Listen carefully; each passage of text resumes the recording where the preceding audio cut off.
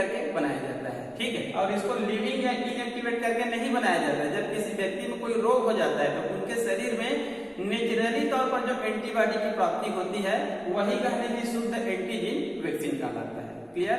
और ये तीसरा कहना जी, इसके अंतर्गत जो पॉलीपेप्टाइड वैक्सीन बनाई जाती है और कहना की जो डीएनए वैक्सीन बनाई जाती है उसको इस विधि से बनाया जाता है, बायोटेक्नोलॉजी या फिर जेनेटिक इंजीनियरिंग के माध्यम से बनाई जाती है। क्लियर।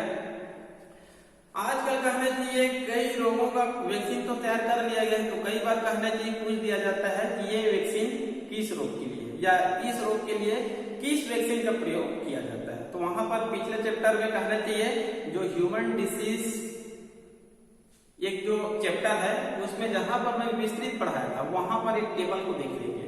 क्लियर।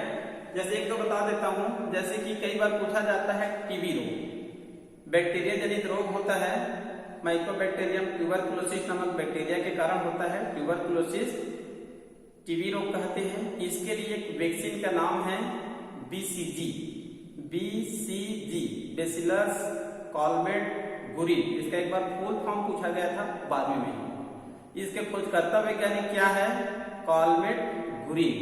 क्लियर। कई बार पूछा जाता है डीपीटी, ये 3 रोगों के लिए होता है। डी मतलब डिप्थेरिया, पी मतलब परट्यूसिस, वूपिंग कॉफ, काली खांसी, टी मतलब क्या होता है? टिटनेस।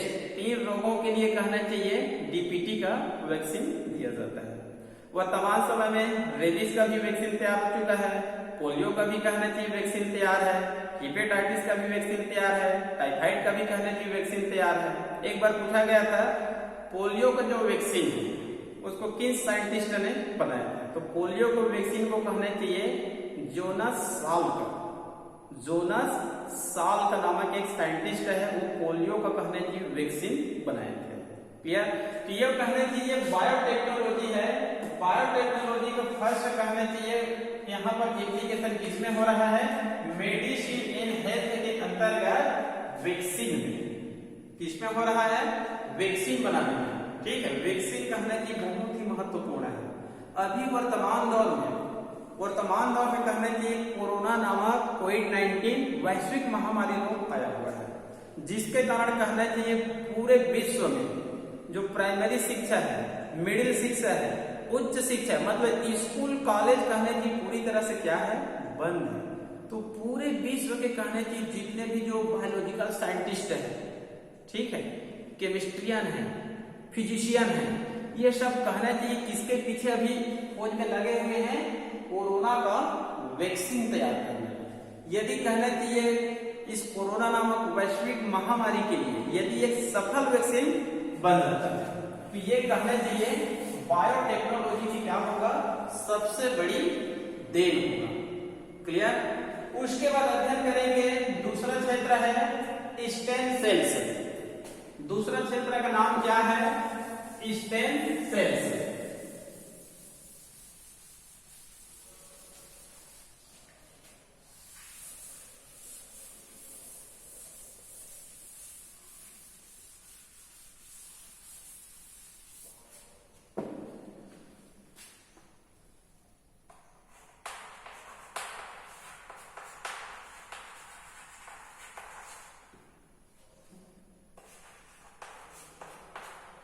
दूसरा यहां पर हम लोग अध्ययन करेंगे स्टेम सेल्स। ठीक है जी। स्टेम सेल्स कहना चाहिए ये इलाज का एक और आधुनिक शाखा है। स्टेम सेल्स के बारे में अभी लोग बहुत कम जानते हैं। ठीक है। जो मेडिसिन में ज्यादा जानकारी रखते हैं वो इनके बारे में जानकारी रखते हैं, लेकिन जो 10वीं 12वीं वाले हैं, जो गांव के व्यक्ति हैं, स्टेम सेल्स के बारे में ज्यादा नहीं जानते हैं, क्योंकि ये क्या है? ये एक आधुनिकतम शाखा है। ठीक है। ये कहा जाता है स्टेम सेल्स की सहायता से बड़ी से बड़ी बीमारियों को क्या किया जा सकता है? ठीक किया जा सकता है। ठीक है। तो इसमें बायोलॉजी का कहना चाहिए कई शाखा इसमें जुड़े हुए हैं, जेनेटिक्स की भी शाखा इसमें जुड़े हुए हैं, बायोटेक्नोलॉजी का भी शाखा जुड़े हुए हैं, मोलिकुलर बायोलॉजी के भी शाखा इसमें जुड़े हुए हैं। ठीक है। तो स्टेम सेल्स ये एक आधुनिक विधि है इनकी सहायता से कई रोगों का या असाध्य रोगों का भी क्या किया जा सकता है, इलाज किया जा सकता है। इसके बारे में ज्यादा अध्ययन नहीं मिलता है, जितना कहना चाहिए 12वीं के सिलेबस में दे रहे हैं उतना का अध्ययन यहाँ पर करते हैं, या फिर गूगल के माध्यम से इनके बारे में और हम लोग अधिक जानकारी प्राप्त कर सकते हैं। क्लियर? तो जो गूगल में दिया गया उसके बारे में मैं पहले बताता हूँ दोस्तों, उसके बाद जो बुक में लिखा गया है उसके बारे में बताऊंगा। क्लियर? आप लोग जाएंगे गूगल में स्टेम सेल के बारे में लिखेंगे तो उसमें ये लिखा रहता है अफ्रीका के जंगलों में, ठीक है, वहां पर कहना चाहिए सेब की कुछ पौधे पाई जाती है, एप्पल की कुछ पौधे पाई जाती है, ठीक है। उनमें से कहना चाहिए जो फल लगता है, फल कहना चाहिए पेड़ से गिरने के बाद, ठीक है, पृथ्वी में गिरने के बाद वो कई माह तक खराब नहीं होती है। जैसे जनरली तौर पर हम लोग क्या देखते हैं, इधर का कहना चाहिए कोई भी पौधे का फल देखिए, जैसे ही भूमि में गिरती है 1, 2, 3, 4, 5 दिनों में क्या हो जाती है, खराब हो जाती है। तो अफ्रीका के जंगलों में सेब की कुछ विशेष प्रजाति पाई जाती है, ठीक है। उनके फल जमीन में गिरते तो हैं, लेकिन वह फल कहना चाहिए कई महीनों तक क्या रहती है, सुरक्षित रहती है। तो अफ्रीका के वनों में कहना चाहिए जो लोग रहते हैं उन फलों का क्या करते हैं, सेवन करते हैं। और कहना चाहिए उसके बाद वहां के लोग जो वनों में रहते हैं उसी फल को खाकर 100 से अधिक सालों तक क्या रहते हैं, जीवित रहते हैं, ठीक है। तो अध्ययन में यह पाया गया उस सेब के फलों में क्या पाई जाती है, स्टेम सेल्स पाई जाती है, ठीक है। वो स्टेम सेल्स हमारे शरीर में जाकर रीजनरेशन, रिपेयर, रेप्लिकेशन, डिफरेंशिएशन का कार्य करती है, ठीक है। रीजनरेशन, रेप्लिकेशन, रिपेयर और डिफरेंशिएशन का कार्य करती है। और हमारे शरीर में जो मृत कोशिका होती है, डैमेज कोशिका होती है, उसको रेप्लिकेशन करके, रीजनरेशन करके क्या कर सकता है, पुनर्जीवित कर सकता है।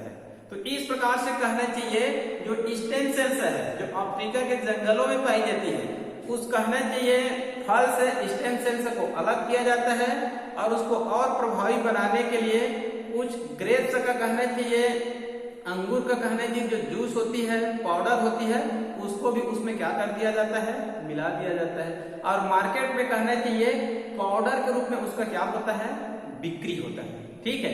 तो उस स्टेम सेल्स को लेने से हमारे शरीर में जो भी कोशिका कहना चाहिए जो डैमेज हो गया है, जो भी कोशिका कहना चाहिए मृत हो गया है, उसको सेल डिवीजन करके, रेप्लिकेशन करके, रिपेयर करके, रीजनरेशन करके उसको क्या कर सकता है, मृत कोशिका को पुनर्जीवित कर सकता है। मतलब स्टेम सेल्स में इतनी ताकत होती है।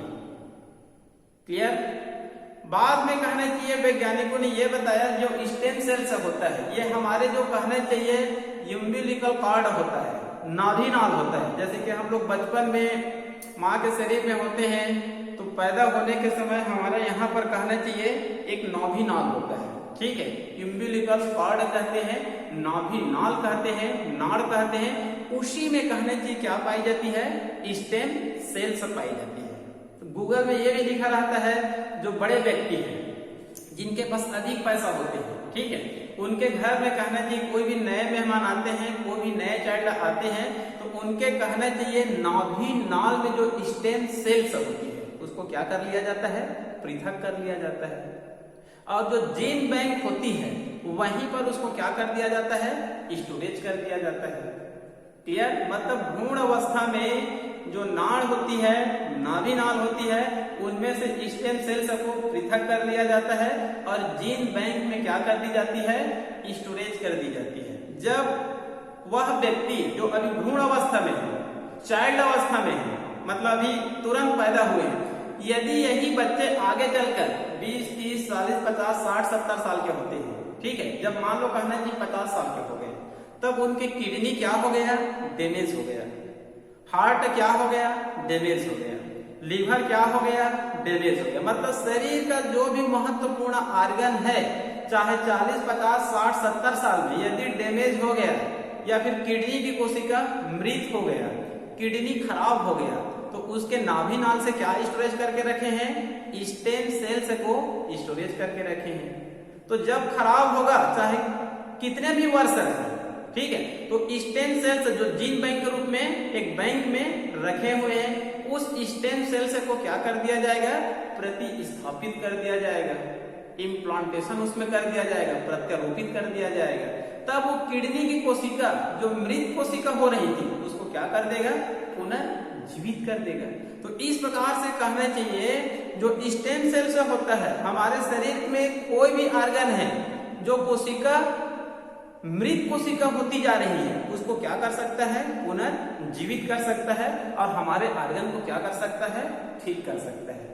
ये सब किसमें लिखा रहता है, गूगल में आप लोग जाएंगे और स्टेम सेल्स के बारे में लिखेंगे कि ये वर्णन मिलेंगे। लेकिन ये कार्य कौन कर सकता है, जिनके पास पैसे क्या है, बहुत ज्यादा है, क्योंकि उसमें कुछ खर्च भी लिखा रहता है। इसके लिए 40-50 लाख खर्च आते हैं, क्योंकि नाभि नाल से स्टेम सेल्स को पृथक करना भ्रूण अवस्था में, उसके बाद जीन बैंक में उसको 40, 50, 60, 70 साल तक उसको रखना।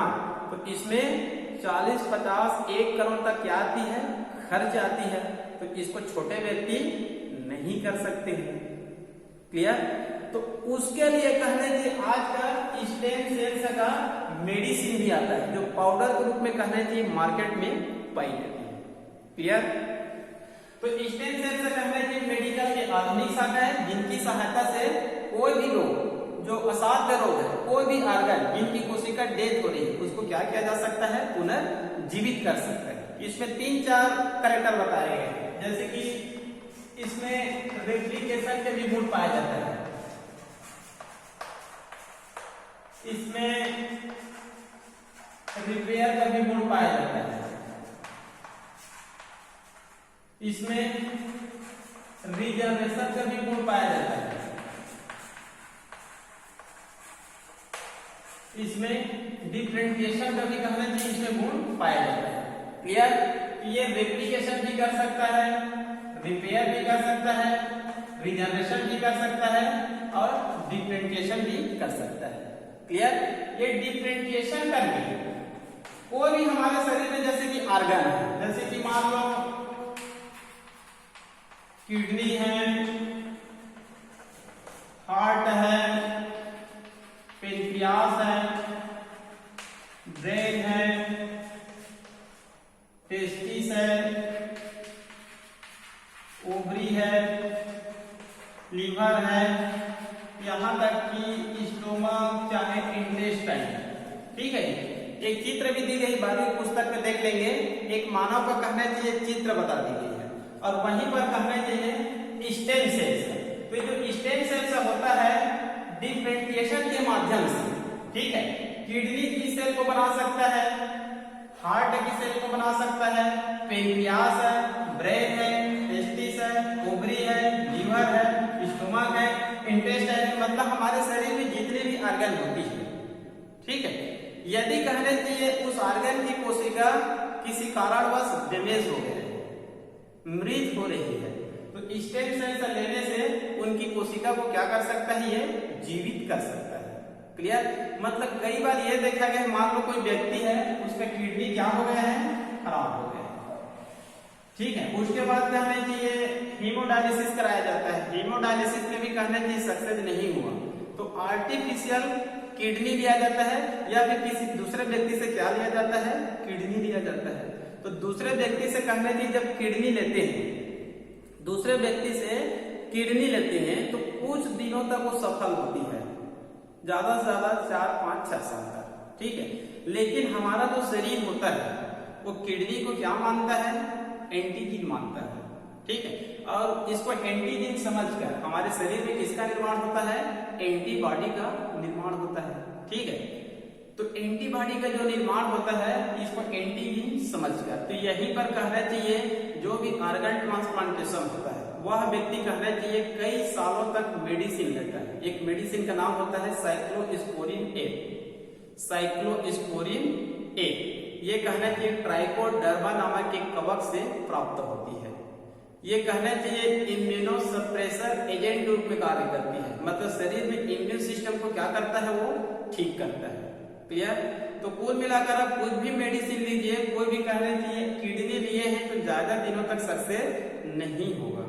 ठीक है, तो इसके माध्यम से किडनी लेने की आवश्यकता नहीं है। मान लो जो किडनी है इनकी 50% सेल्स क्या हो गया है, मान लो डैमेज हो गया है, तो स्टेम सेल्स इनकी मृत कोशिका को क्या कर सकता है, पुनर्जीवित कर सकता है। मतलब ऑर्गन ट्रांसप्लांटेशन करने की आवश्यकता नहीं है। ये स्टेम सेल्स कोई भी ऑर्गन की कोशिका को क्या कर सकता है, ठीक कर सकता है। क्लियर? क्योंकि इसमें replication, repair, regeneration, differentiation, cell division सभी गुण इसमें पाई जाती है। क्लियर? ये नेचुरली तौर पर हमारे जो बोन मेरो सेल्स होती है या फिर जो डाइजेस्टिव सिस्टम का जो सेल्स होता है उसमें नेचुरली तौर पर पाई जाती है, और वहां पर रेप्लिकेशन करके या फिर कहना चाहिए रिपेयर करके नई कोशिकाओं का निर्माण और मरम्मत करती रहती है। स्टेम सेल्स शब्द किसने दिया था? ठीक है, स्टेम सेल्स शब्द एक रशियन वैज्ञानिक है, उस वैज्ञानिक का नाम है अलेक्जेंडर मैक्सिमोव। अलेक्जेंडर मैक्सिमोव इस साइंटिस्ट ने कहना चाहिए स्टेम सेल्स का नाम दिया था। क्लियर? बाद में वैज्ञानिकों ने यह बताया कि स्टेम सेल्स की सहायता से एक रोग होता है सीड, एक रोग होता है सीड, ये कहने की एक लाइलाज रोग होता है सीड। इस रोग का कहना चाहिए 1969 में बोन मेरो ट्रांसप्लांटेशन करके इस रोग का सफल इलाज किया गया था। क्लियर? बाद में वैज्ञानिकों ने यह बताया कि हमारी जो नाभि नाल होती है, नाड़ होती है, उसमें प्राकृतिक रूप से कहना चाहिए नेचुरली रूप से क्या पाई जाती है, स्टेम सेल्स पाई जाती है, जिसको जस्ट मैं अभी आप लोग को बताया था। बाद में एक एंथोनी नामक साइंटिस्ट है, अभी कहना चाहिए 12-13 साल पहले, डॉक्टर एंथोनी नामक साइंटिस्ट है, इन्होंने 2007 में एमनियोटिक सेल्स से स्टेम सेल्स को क्या किए, पृथक किए। 2007 में डॉक्टर एंथोनी, इन्होंने कहना चाहिए ह्यूमन का कहना चाहिए जो फीमेल ह्यूमन होती है उनके एमनियोटिक फ्लड्स या एमनियोटिक सेल्स से स्टेम सेल्स को क्या किए, पृथक किए। बाद में 2007 में ही 3 वैज्ञानिक आए, 3 वैज्ञानिक के नाम याद रख लेंगे, MMA, Martin Mario Oliver, Martin Mario Oliver, 3 वैज्ञानिक हैं, MMA शॉर्टकट। इन्होंने 2007 में ही चूहे के शरीर में स्टेम सेल्स पर कार्य किए, चूहे के शरीर में स्टेम सेल्स पर कार्य किए और कहना चाहिए मेडिकल क्षेत्र का नोबेल पुरस्कार भी प्राप्त किए। तो स्टेम सेल्स कहना चाहिए आधुनिकतम इलाज करने की विधि है, क्योंकि अभी इसमें रिसर्च हो ही रहा है। इसका जो कहना चाहिए जो नोबेल पुरस्कार पाए हैं वो 2007 में रिसर्च किए थे चूहे के शरीर में। ठीक है, तो कहना चाहिए स्टेम सेल्स की सहायता से कोई भी ऑर्गन जिनकी कोशिका क्या हो रही है, डेथ हो रही है, उसको क्या किया जा सकता है, पुनर्जीवित किया जा सकता है। क्लियर? इसके बारे में आपको और ज्यादा अध्ययन करना है तो गूगल पे जाकर अध्ययन कर सकते हैं, क्योंकि पुस्तकों में इससे ज्यादा अध्ययन आपको नहीं मिलेगा। क्लियर? उसके बाद है इंटरफेरॉन, उसके बाद है इंटरफेरॉन। इंटरफेरॉन के बारे में विस्तृत अध्ययन मैं आप लोग को पिछले चैप्टर के और पिछले चैप्टर में कराया था। ठीक है, ह्यूमन हेल्थ एंड डिसीज और मानव कल्याण में सूक्ष्म जीवों की भूमिका, वहां पर मैं इंटरफेरॉन और जो हार्मोन है इसका विस्तृत अध्ययन कराया था। क्लियर? तो आप लोग इन दोनों का विस्तृत अध्ययन वहां पर जाकर कर सकते हैं, इंटरफेरॉन और हार्मोन। 2 हार्मोन है वहां पर, एक है इंसुलिन और दूसरा है ह्यूमन ग्रोथ हार्मोन। एक चैप्टर का नाम है मानव कल्याण में सूक्ष्म जीवों की भूमिका। तो वहां पर कहने चाहिए 6 क्षेत्र बताया था। दूसरा क्षेत्र का नाम क्या था, इंडस्ट्रियल। ठीक है, इंडस्ट्रियल के अंतर्गत पहला क्या था, फार्मास्यूटिकल्स इंडस्ट्री, औषधि उद्योग में सूक्ष्म जीवों की भूमिका। तो वहीं पर मैं पहला बताया था आप लोगों को एंटीबायोटिक्स के बारे में, ठीक है। उसके बाद दूसरा क्या बताया था, स्टेरॉइड्स के बारे में। तीसरा क्या बताया था, विटामिन के बारे में। अगला क्या बताया था मैं, एंजाइम के बारे में। उसके बाद बताया था हार्मोन के बारे में। दो प्रकार का हार्मोन बताया था वहां पर, एक था इंसुलिन हार्मोन और एक था ह्यूमन ग्रोथ हार्मोन, ठीक है, सेम अध्ययन है। और उसके बाद क्या था, इंटरफेरॉन। इन दोनों का विस्तृत अध्ययन वहां पर हम लोग कर चुके हैं, ठीक है जी। तो आप लोग पुस्तक में देखना, एक जगह अध्ययन करना, फिर दूसरे जगह अध्ययन करने की आवश्यकता नहीं है। तो आप लोगों को मैं थोड़ा बता रहा हूं इसके बारे में, ठीक है। पहला है इंटरफेरॉन। पहला क्या है, इंटरफेरॉन। इंटरफेरॉन क्या होता है, एंटीवायरल प्रोटीन है।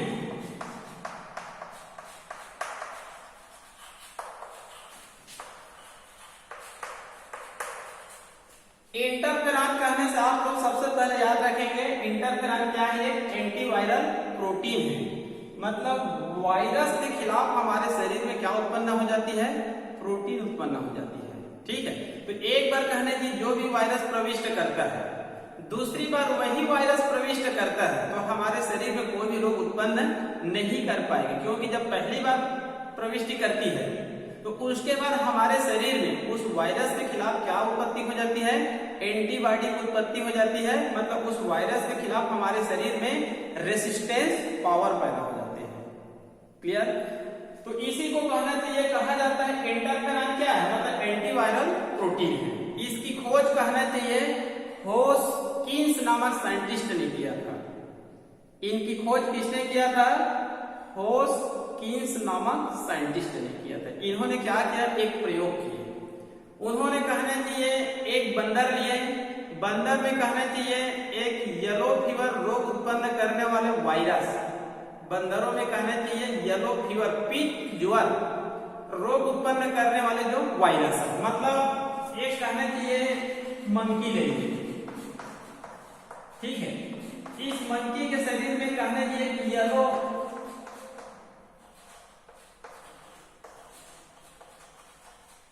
फीवर नामक एक डिसीज उत्पन्न करता है। वायरस का नाम होता है, डिसीज नाम होता है येलो फीवर वायरस, ठीक है। ये कहना चाहिए एक एनिमल है, बंदर है, ठीक है। ये येलो फीवर वायरस, इनसे कहना चाहिए येलो फीवर डिसीज की उत्पत्ति होती है। ये वायरस को कहना चाहिए, इनके जो कहना चाहिए स्ट्रेन है, ठीक है। इनके स्ट्रेन को कहना चाहिए इस मंकी के शरीर में क्या करा देते हैं, प्रविष्ट करा देते हैं। क्लियर?